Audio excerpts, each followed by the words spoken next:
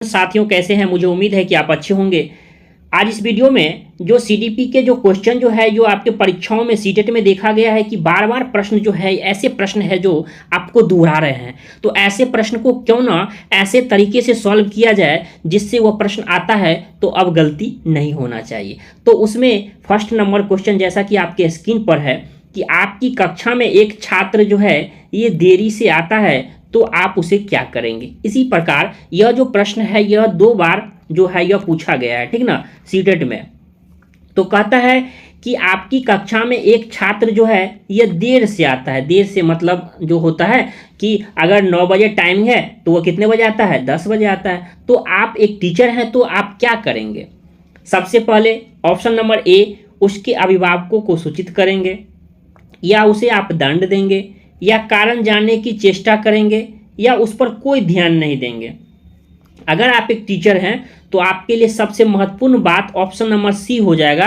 कारण जानने की चेष्टा करेंगे कि आखिर बच्चा जो है ये लेट क्यों आता है। हो सकता है कि उसकी मम्मी की तबीयत खराब हो सकता है उसके घर में कोई बीमार हो सकता है क्या उसे जो आने का जो साधन है उससे क्या है साइकिल से हो जाना हो, या बस से कहीं आ रहे हो तो क्या हो उसे बस नहीं मिला हो। तो सबसे पहले कारण जानने की कोशिश करेंगे, उसके बाद उसे कैसे निदान करेंगे, क्या फिर उसका उपचार करेंगे। सबसे पहले कारण जानने की कोशिश करेंगे, फिर उसका क्या करेंगे, उसके कारण को जानकर फिर क्या उसे उपचार करने की कोशिश करेंगे। तो आप एक टीचर होने के नाते सबसे पहले किसी भी चीज़ को कारण जानने की कोशिश करेंगे। इस प्रकार ऑप्शन नंबर सी जो है इसका करेक्ट उत्तर हो जाएगा।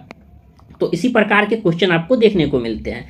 अगला क्वेश्चन है, विद्यार्थियों में अवांछित व्यवहार को परिवर्तन करने में सबसे प्रभावी। अवांछित क्या होता है? जो गलती करते हैं। वांछित होता है जो जरूरी, अवांछित जो होता है ना मतलब गलत तरीके से व्यवहार को परिवर्तन करने में मतलब अच्छे तरीके लाने के लिए सबसे प्रभावी पद्धति, ठीक ना, इफेक्टिव जो हमारा क्या आप कर सकते हैं। विद्यार्थी को दंड देना, या अभिभावकों के ध्यान से में इसे लाना, या अवांछित व्यवहार के कारणों को ढूंढना, ठीक ना, ये शब्द को गौर कीजिएगा। उसके बाद इसका उपचार का प्रबंधन करना। अगर प्रश्न में ये चीज़ जो आपको मिल जाए तो आप टिक लगा सकते हैं, तो 99% आपकी उम्मीद हो जाएगी कि यह परसेंट क्वेश्चन जो आपका राइट होगा यानी सही होगा, ठीक ना। अगर आप कोई बच्चा गलती करता है तो आप एक टीचर हैं तो सबसे पहले ये क्यों करता है उसके कारण को ढूंढेंगे। क्या करेंगे? कारण को ढूंढेंगे। उसके बाद क्या करेंगे? उसके उपचार करने की कोशिश करेंगे, ठीक ना। तो इसका क्या हो जाएगा? Option number C. और बच्चे को दंड देना ये नहीं है, ठीक ना। तो इस प्रकार क्या करेंगे? ऑप्शन नंबर सी जो है इसका बेस्ट उत्तर हो जाएगा। अगला नंबर क्वेश्चन जैसा कि आप स्क्रीन पर देख पा रहे होंगे, उसमें क्वेश्चन कहता है किसी विद्यार्थी की सबसे महत्वपूर्ण विशेषता। इस शब्द को गौर कीजिएगा। सीटेट में जो है इस शब्द का ही खेल हो जाता है। अगर आप शब्द को गौर किए तो आपका प्रश्न जो है यह सटीक बैठ जाएगा, ठीक ना। क्योंकि देखते होंगे बाल विकास में 30 आउट ऑफ क्या होता है 30 भी लाते हैं, कोई बड़ी बात नहीं है, ठीक ना, ये आसान बात है। कहता है कि सबसे महत्वपूर्ण विशेषता क्या है।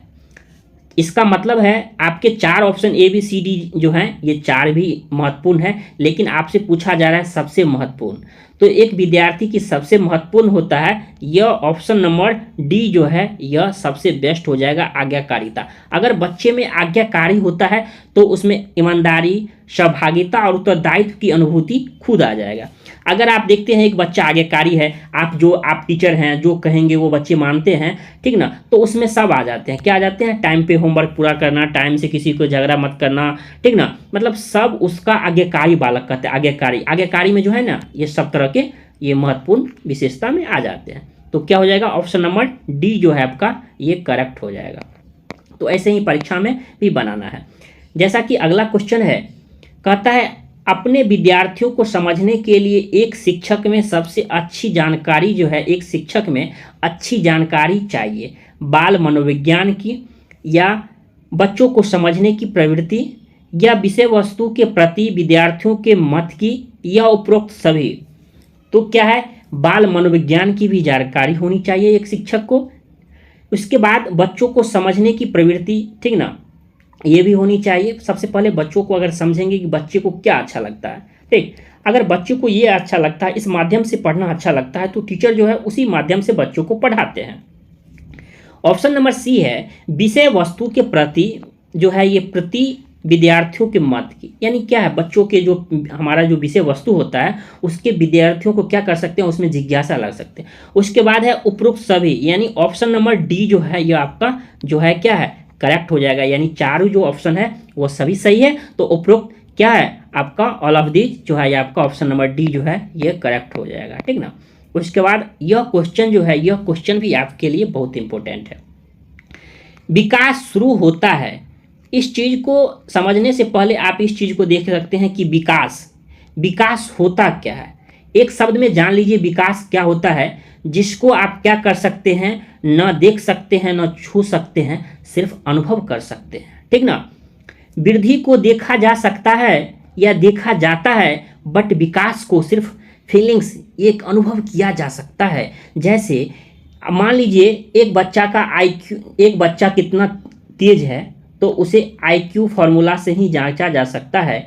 ऐसा कोई थर्मामीटर नहीं है जो उसके बॉडी में लगा देंगे और आ जाएगा ओ 98% इसका आईक्यू है, ऐसा नहीं होता है, एक फीलिंग है। जैसे मान लीजिए बच्चा कितना आज्ञाकारी है, यानी बच्चे में जो है सोचने समझने की क्षमता विकसित हो रही है, क्या कि सोचने समझने की क्षमता विकसित हो रही है। कहते हैं ओ इसका बुद्धि क्या है, थोड़ा डेवलप हो रहा है, अच्छा लगता है बच्चा समझदार हो गया है, इसका मतलब क्या, अच्छा उसके बुद्धि में थोड़ा तेज है। मतलब आपको क्या रहा है, एक अनुभव से लग रहा है कि हाँ उसके बुद्धि में थोड़ा चेंजिंग आया है, यानी पॉजिटिव वे में। तो क्या होगा, तो विकास उसे कहते हैं, किसे कहते हैं, जैसा कि आपने समझा, ठीक। तो यह विकास जो होता है यह हमारे बॉडी में या कहीं भी शुरू कब होता है, तो हमारा यह जो होता है ना, ये आपका विकास जो है आपका शुरू जो होता है ये प्रसवपूर्ण का मतलब होता है प्रसव, ठीक ना। माँ के गर्भ में ही से ही क्या होता है, उसमें विकास क्या होता है,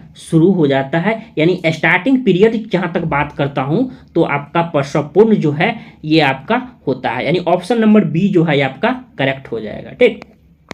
अगला क्वेश्चन जैसा कि आप स्क्रीन पर देख पा रहे होंगे, यह क्वेश्चन सीटेट में बहुत बार विवादित रहा है, ठीक ना। बहुत सारे स्टूडेंट जो है इसको गलत कर देते हैं, तो आज के बाद यह गलती नहीं होना चाहिए, मैं ट्रिक बता दे रहा हूँ, ठीक ना।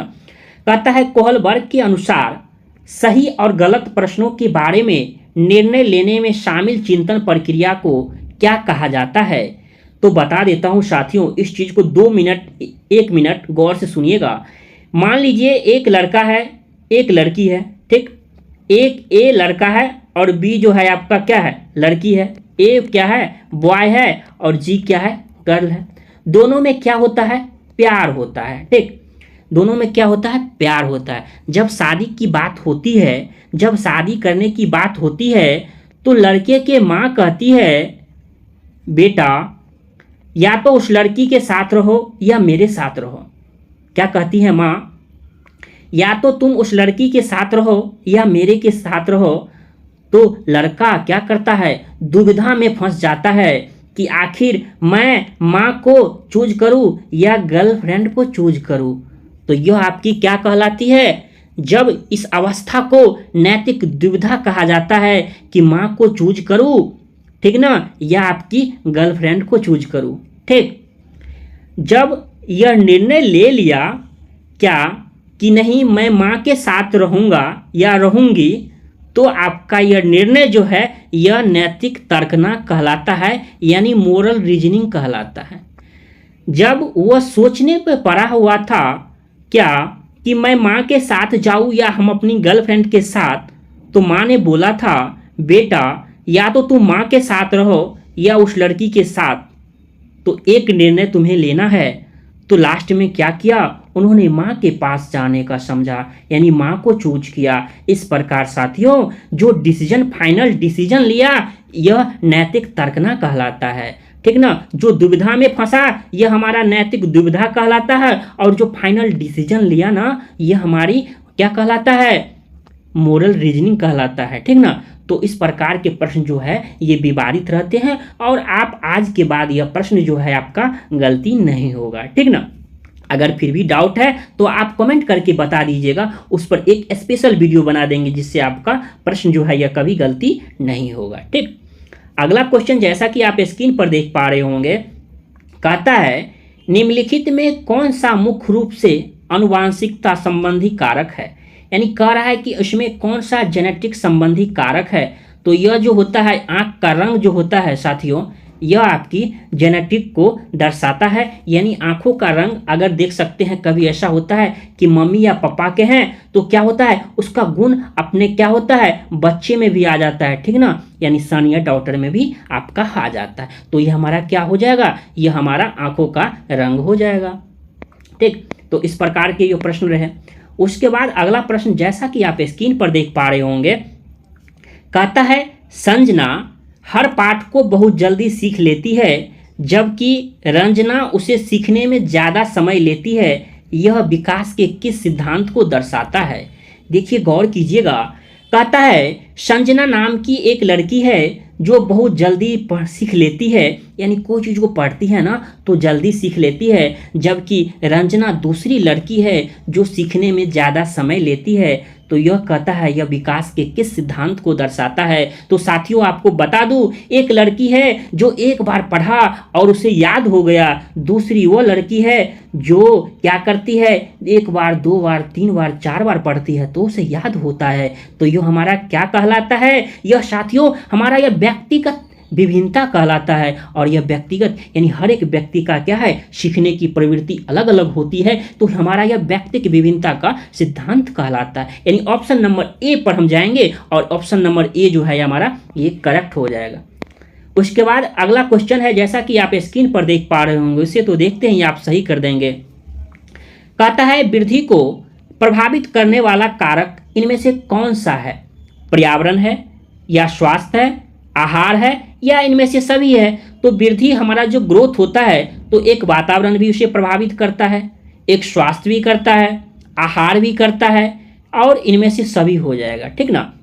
जैसे एक बच्चे का वृद्धि होना, ठीक ना, एक बच्चे का वृद्धि होना हमारा वातावरण भी प्रभावित करता है, उसका हेल्थ भी करता है, उसका जो आहार फूड भोजन है ये भी करता है। इस प्रकार ऑप्शन नंबर डी जो है ये आपका करेक्ट हो जाएगा, ठीक ना। तो ऐसे सवालों को सॉल्व करना है चुटकियों में। बाल विकास आप 30 दिन समय दीजिए, अगर बाल विकास में आपकी इतनी पकड़ मजबूत हो जाएगी जिससे आप 30 दिन के बाद पता चलेगा, ठीक ना।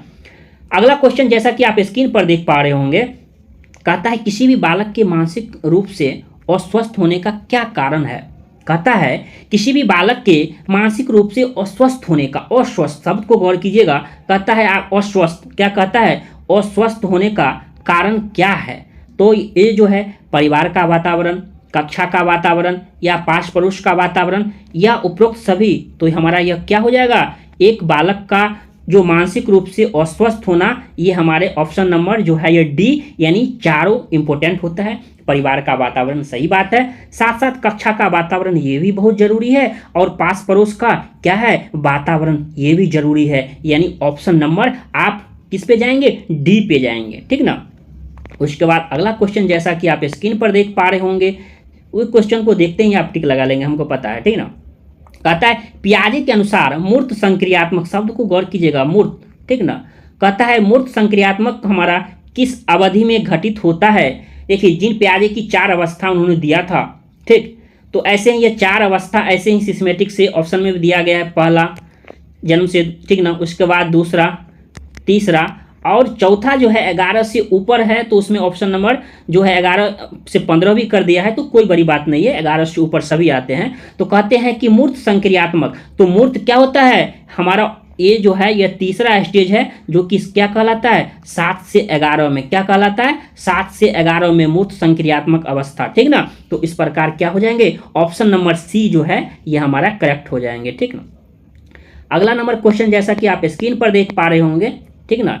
कहता है शिक्षक को गृह कार्य की जांच करनी चाहिए। कब शिक्षक को एक गृह कार्य की जांच करनी चाहिए, कभी कभी या कभी नहीं, या नियमित या जब छात्र कहे। तो एक शिक्षक को हमेशा, हमेशा का मतलब होता है नियमित, यानी रेगुलर वे में, आज किए फिर एक दिन के बाद यानी कल परसों, जैसे टीचर को लगे कि हाँ मुझे करना चाहिए तो नियमित मूल्यांकन करना चाहिए, क्या करना चाहिए, और गृह कार्य देना भी चाहिए और साथ साथ बच्चों को क्या करना चाहिए, ये गृह कार्य की जांच भी करनी चाहिए। तो किस पर जाएगा, ऑप्शन नंबर सी पर चला जाएगा, ठीक। उसके बाद अगला क्वेश्चन जैसा कि आप स्क्रीन पर देख पा रहे होंगे, यह क्वेश्चन जो है कहते हैं बाल केंद्रित शिक्षा में शामिल है। बाल केंद्रित शिक्षा क्या होती है? बच्चों को केंद्र मानकर एज ए टीचर जो पढ़ाते हैं, यानी बच्चे जैसा चाहते हैं वैसा पढ़ाते हैं, उसके अनुरूप पढ़ाते हैं, ये हमारा बाल केंद्रित शिक्षा कहलाता है। कहता है बाल केंद्रित शिक्षा में कहता है, क्या कहता है आप गौर कीजिए कि शामिल है बच्चों के लिए हस्तपरक गतिविधियां, या बच्चों को एक कोने में बैठना, या प्रतिबंधित परिवेश में अधिगम, या वे गतिविधियां जिनमें खेल शामिल नहीं है। ऐसा तो बात नहीं है, खेल तो बच्चों के लिए जरूरी है ना। बच्चे को कोने में बैठाइएगा, प्रतिबंधित परिवेश को में दीजिएगा अधिगम नहीं। ऑप्शन नंबर ए देखिए, लगा दीजिए टिक। बच्चों के लिए हस्तपरक गतिविधियां, हस्तपरक, ठीक ना, यानी बच्चों को क्या करना चाहिए? हस्तपरक गतिविधियां देना चाहिए, जिसमें ये क्या है? बाल केंद्र शिक्षा शामिल है। ऑप्शन नंबर ए जो आपका ये करेक्ट हो जाएगा। ठीक, अगला नंबर क्वेश्चन जैसा कि आप स्क्रीन पर देख पा रहे होंगे, कहता है जब एक शिक्षक यह समझता है कि स्वाभाविक रूप से लड़के गणित में लड़कियों से अच्छे हैं, यह दर्शाता है जब भी ऐसा प्रश्न रहे कि लड़का लड़कियों की तुलना में अच्छी है या सुंदर होती है, तो ऐसा नहीं है, लड़के भी सुंदर होते हैं ना। तो कहता है स्वाभाविक रूप से लड़के जो है ये गणित में लड़कियों से अच्छे होते हैं। किससे अच्छे होते हैं? लड़कियों से। ऐसा नहीं है, लड़की भी तो गणित में अच्छी होती है, ऐसा तो थोड़ी ना है कि मतलब जो लड़के अच्छे होते हैं, ठीक ना। तो हमारा यह किसको दर्शाता है? तो हमारा यह जो है लिंग पक्षपात को, ठीक ना, हमारा दर्शाता है। क्या किसको दर्शाता है? लैंगिक पूर्वाग्रह, यानी जो है हमारा यह लिंग पक्षपात को दर्शाता है। ऑप्शन नंबर बी पे चला जाएगा, ठीक ना। उसके बाद अगला क्वेश्चन जैसा कि आप स्क्रीन पर देख पा रहे होंगे, आज का यह अंतिम क्वेश्चन है। जैसा कि आप स्क्रीन पर देख पा रहे होंगे, प्रतिभाशाली होने का संकेत निम्न में क्या नहीं है? मैं बार बार कहता हूं जब प्रश्न को सॉल्व करेंगे, है और नहीं है, ध्यान दीजिएगा। तो इसमें पूछा जा रहा है नहीं है तो विचारों की सृजनात्मकता, सही बात है, ये तो होनी चाहिए। दूसरों के साथ लड़ना, तो क्या आप सिखाएंगे कि बच्चों लड़ो, मारो, पीटो, झगड़ा करो?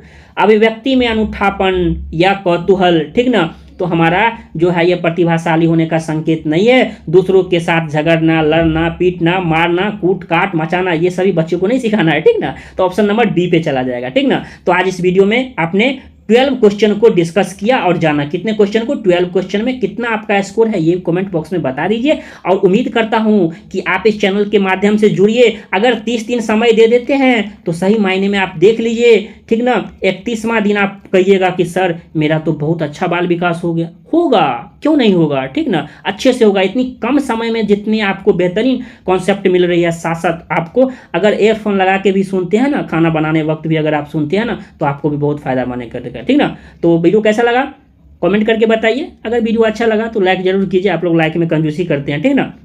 तो फिर मिलते हैं अगली वीडियो में, तब तक की बाय, जय हिंद, जय भारत।